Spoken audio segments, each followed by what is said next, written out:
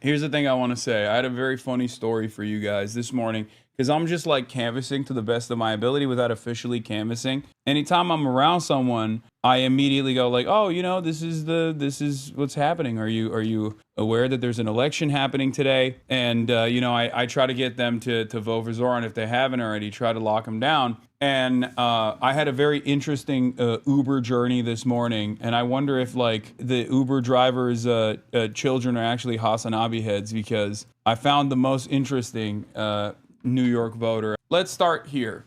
I get in the Uber, and I'm traveling to the Gowanus Canal, in the industrially ravaged Gowanus Canal, in the heartland of America, downtown Brooklyn, New York. I'm on my way. I'm on a journey. I'm on my way to go to the Majority Report. Scene. I start talking to my Uber driver, as I do every single time I'm around an individual that is living in New York City. I say, "Hey man, do you live in New York?" That's how I started off, because sometimes people live in New Jersey, right? Because the city is unfortunately too unaffordable. He says, "Yes." This is a 55-year-old Asian man. And I ask him, "Oh, did you know that there's an election taking place today, a New York mayoral election?" He says, "Yes, of course I know." I say, "Oh, if you don't mind, who are you voting for?" And he says to me he's voting for Andrew Cuomo. Stops me dead in my tracks. This is the first time I've encountered someone thus far that said he's not locked in on Zoran Mamdani. But the story doesn't end there. What I thought was even more interesting is the fact that he goes,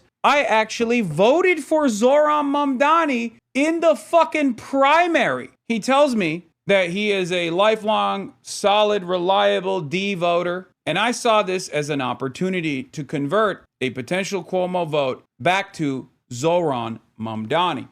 Okay, he went for Zoran in the primary, and now he's in the general going for Cuomo. I was like, what does that mean? He tells me that Zoran Mamdani has a lot of pie-in-the-sky ideals, and that it is far too costly, and that he'll never be able to pay for it. And I told him, "Well, did you know?" And I asked him, like, "What do you mean? What are some of these? What are some of these issues? Like, what are some of the policy promises that you think are impossible, right? Impossible to do, impossible to pull off?" He says to me, "Well, the bus thing. He wants to make the trains free. He wants to make the buses free. He wants to make it all free. We can't do that. We can't have that. We can't have nice things." And I say to myself in my internal monologue, here we are. Another American coming from an immigrant background who has been bludgeoned into thinking that good things are not possible. And yet he's voting against his best interest. So I asked him, "Did you know that the fast and free buses thing actually took place in New York City? Because as Zoran Mamdani, when he was an assembly member,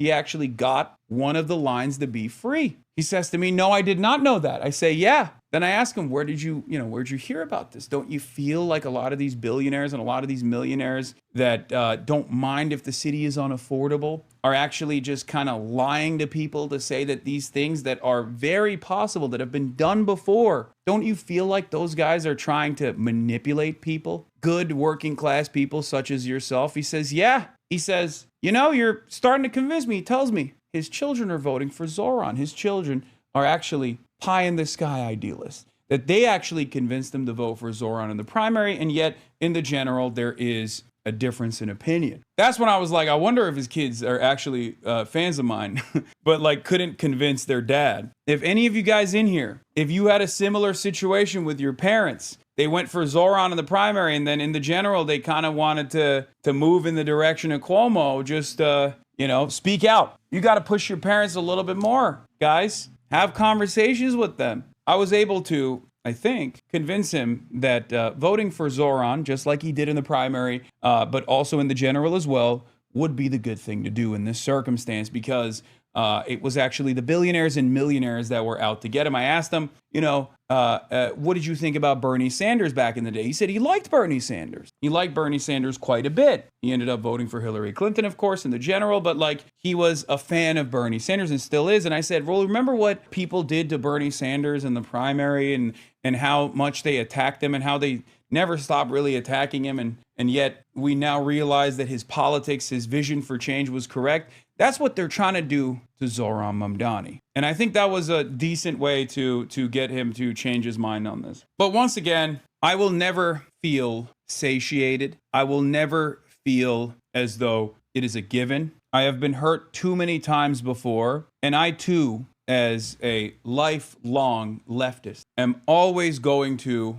wait until the very last moment. I'm going to wait until the very last moment. I'm not going to celebrate ahead of time. I'm going to be steadfast in my support, but I will still, of course, wait until the very last moment for celebration. You can say I'm too pessimistic. You can say I'm too superstitious, but I've been hurt too many times, far too many times. And I will say that not only have I been hurt far too many times, I also do think that the average American genuinely just doesn't want nice things for themselves. They have a punishment fetish. No matter how seemingly reasonable or modest the incremental change might be, no matter how good these policies might be, I think Americans sometimes look directly at good policies and say, no! Okay? They say no! So you just got to wait it out. But I will tell you, as far as the vibes on the ground, people seemingly are very excited about Zoran. Okay? They're very, very excited seemingly about Zoran Mamdani. The Zomentum